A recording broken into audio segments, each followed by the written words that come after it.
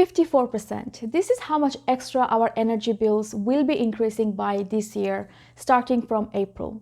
It is not a small number, and it will push a lot of households into fuel poverty. And unfortunately, the worst is yet to come. You must have come across news of some shape or form about the rising energy prices, higher inflation, and the big squeeze that it is likely to have on UK households. There is a lot going on, and I appreciate that it can be quite confusing for a lot of us.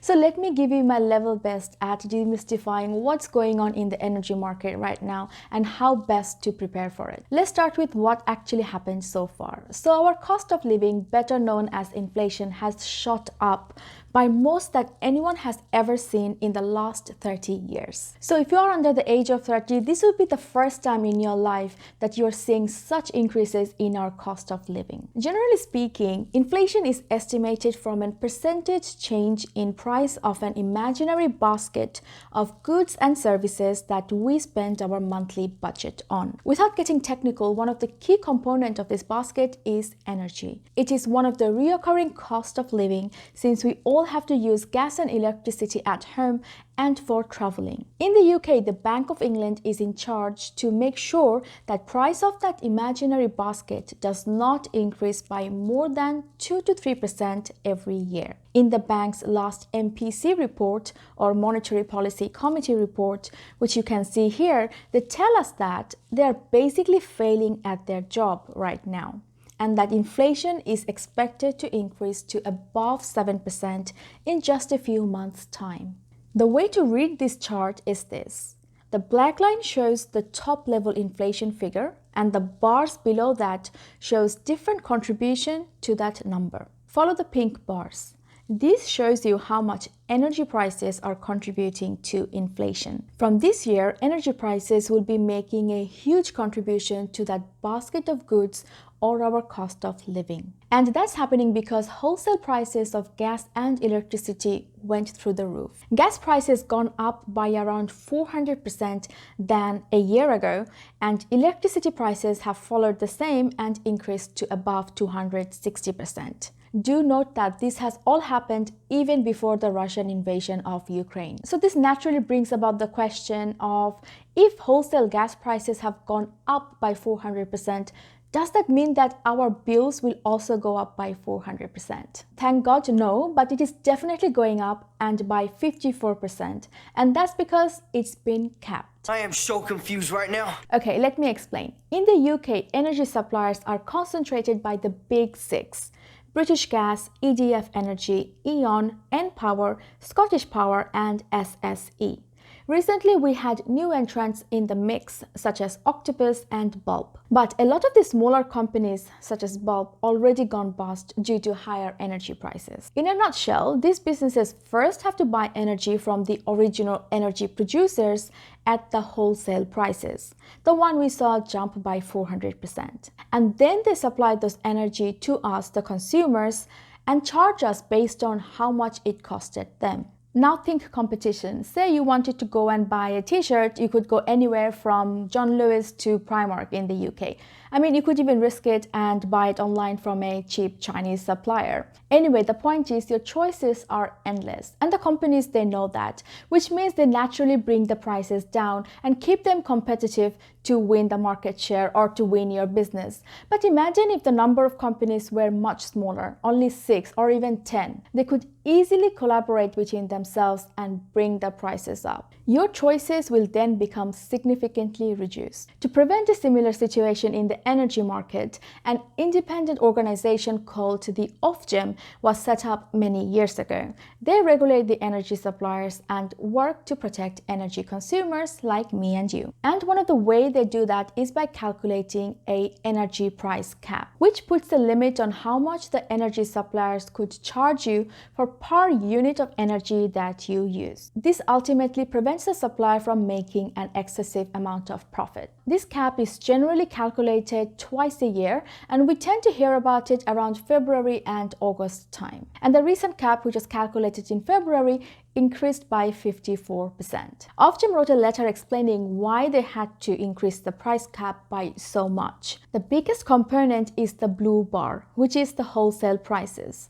Basically, if the cap does not increase high enough, it will send the surviving energy suppliers out of business. But ultimately, what does it all mean for our bills? At the bottom of the letter, Ofgem estimated how much our bills could increase by under a default tariff.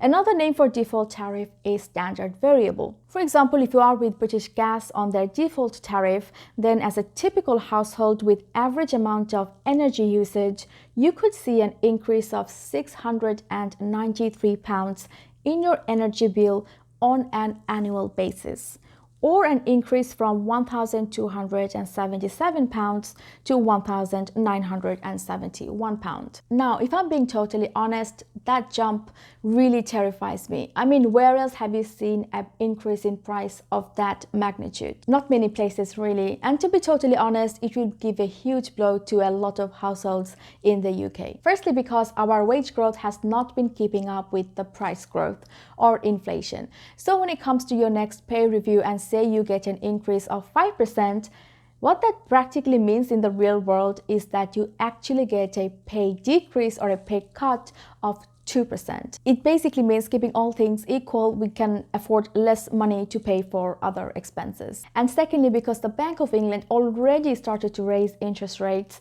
it is currently at 0.50% and it is expected to continue to keep on rising. And that basically means that for people who want to borrow money, it will become even more expensive. And those people who are already borrowed money and they have not fixed the rate of interest, then again, it will mean a higher interest cost. Now, when I say what this energy price increase will mean for us, I'm actually thinking of everyone as equal. But in reality, the increase in energy prices will disproportionately hit low-income households the most. And that's because the makeup of this imaginary basket that I mentioned is not the same for every household. I don't have the expertise or the leverage to crunch the actual numbers, but I came across something quite shocking from the Joseph Rowntree Foundation. Their study found that households on low incomes will be spending on average 18% of their income after housing costs on energy bills from April. If you are single and on low income, this increases above 50% for you. It is troubling because in England, we already have more than 10% of households in fuel poverty. This begs to ask, what is the government doing about it? Other than the price caps, which are in fact instructed by the government, there are a couple of things that the government has announced. Firstly, £200 will be credited to your energy bills in October this year, but that's been given to you as a loan, and the government will take that money back in equal installment automatically over the next 5 years from your bill. Secondly, people living in council tax A and D will get £150 council tax rebate. That will be automatic and you don't have to pay that money back. And finally, £144 million will be given to councils to provide discretionary help where the help is most needed. So these are some of the shorter term fixes from the government, and you may think that it is not enough for a lot of people. So the ultimate question is, what else can you do? Well, firstly, don't listen to rubbish advice like cuddle with your pets and your loved ones or eat ginger to stay warm. Some advices just clearly misses the plot. And to be honest, I don't have a direct answer for you because it will really depend on each individual's circumstances. But I can tell you what I am doing. When my energy bill contract ended last year, I went ahead and fixed it because I knew that energy prices will be going up, which it did. But as you know that all the contracts, they are limited or capped at maximum 1 year. So my contract is ending soon.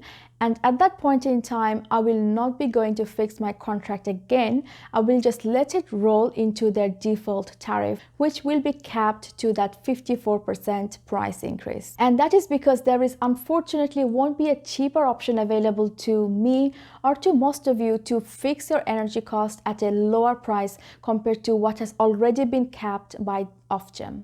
Now, I'm going to end with why I think the situation will get worse before it gets any better and talk about what else we can do to improve the situation. In my last video, I explained the economic implication of the Russian invasion of Ukraine and why that will lead to a much higher energy prices for the foreseeable future. And since high wholesale prices will have to be reflected in the price cap that is calculated by Ofgem, when it comes to August of this year, when they recalculate the price cap, again they are going to be reflecting those higher energy prices. So unfortunately, the likely scenario is that the price cap that increased by 54% will further increase again in August. And in the meantime, if you are working, what I will say is that when it comes to your pay negotiation, give your best shot at asking for a higher pay increase, and make sure you do go and negotiate for yourself. And also when it comes to budget, have a good look at your monthly budget and see where else you can maybe cut back on your expenditure, and also think about where else you can go and ask for a lower price or negotiate a lower fee. These are really some of our best bets. That's all for today, and until next time, do look after yourself and your money.